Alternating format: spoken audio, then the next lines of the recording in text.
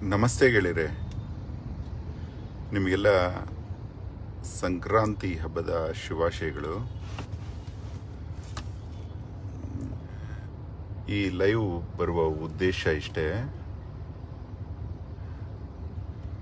ನಾವೆಲ್ಲ ಒಂದು particular age ಬಂದ ತಕ್ಷಣ ಚಿಕ್ಕ ವಯಸ್ಸಲ್ಲಿ ಅಪ್ಪ ಅಮ್ಮನಿಂದ ದೈವ ಭಕ್ತಿ ಕಲ್ತ್ಕೋತೀವಿ. ಸ್ವಲ್ಪ ದೊಡ್ಡವರಾದ್ಮೇಲೆ ದೇವರು ಕಾಣದೇ ಇಲ್ವಲ್ಲ, ದೇವರು ಮಾತಾಡೋದೇ ಇಲ್ವಲ್ಲ, ಇದೇನಿದು ಮೂಢನಂಬಿಕೆಯ, ನಮ್ಮ ಶಾಲೆಗಳಲ್ಲಿ ಓದ್ಬಿಟ್ಟು ಇದೇನಿದು ಮೂಢನಂಬಿಕೆಯ, ಕಲ್ಲು ದೇವರನ್ನ ಪೂಜಿಸ್ತಾ ಇದ್ದೀವಿ ಅನ್ನೋ ಪ್ರಶ್ನಾರ್ಥಕ ಭಾವ ಬಂದರೂ ಕೆಲವರು ತಂದೆ ತಾಯಿಗಳ ತಳಪಾಯದಲ್ಲೇ ನಡೀತಾ ಇರ್ತಾರೆ, ಕೆಲವರು ನಾಸ್ತಿಕರಾಗ್ಬಿಡ್ತಾರೆ. ಆದರೆ ರಾಮಾಯಣ ಮಹಾಭಾರತ ಗ್ರಂಥಗಳಿಂದ ನಮಗೆ ಅನೇಕ ವಿಚಾರಗಳಲ್ಲಿ ದೇವರ ಇರಿವು ಮತ್ತು ಅರಿವು ಉಂಟಾಗುತ್ತೆ. ಹಾಗಾಗಿ ರಾಮಾಯಣ ಭೂಮಿಯ ಮೇಲಿನ ನಡೆದ ಘಟನೆ, ರಾಮ ಮರ್ಯಾದಾ ಪುರುಷೋತ್ತಮ, ರಾಮನ ನಡೆಯೇ ನಮಗೆ ಒಂದು ದಾರಿದೀಪ ಆಗುತ್ತೆ.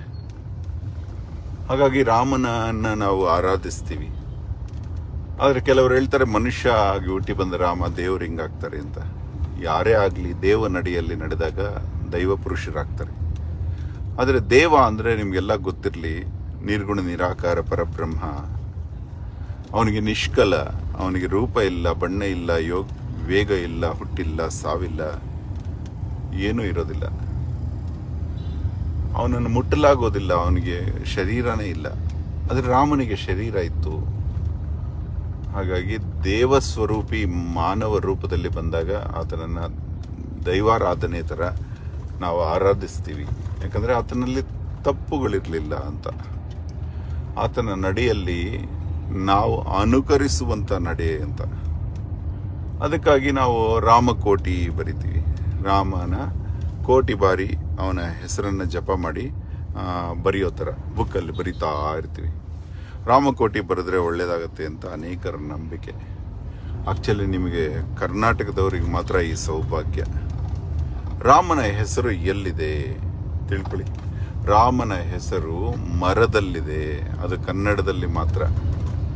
ಮರ ಮರ ಮರ ಮರ ಮರ ಮರ ಮರ ಮರ ಅಂತ ಇದ್ರೆ ಸಾಕು, ಅಲ್ಲಿ ರಾಮ ಬರುತ್ತೆ. ರ ಅಕ್ಷರ ಮತ್ತೆ ಮ ಅಕ್ಷರ ಎರಡೂ ಸೇರ್ಕೊಂಡಿದೆ. ರಾಜ್ಯವನ್ನು ರಮಿಸುವವನು ರಾಮ. ರಮಿಸು ಅಂದರೆ ತನ್ನ ರಾಜ್ಯವನ್ನ ಪ್ರೀತಿಸ್ತಾ ಇದ್ದವನು. ಮರಗಳು ಅಷ್ಟೆ, ನಮ್ಮನ್ನೆಲ್ಲ ರಮಿಸುತ್ತೆ, ನಮಗೆ ಆಕ್ಸಿಜನ್ ಕೊಡುತ್ತೆ.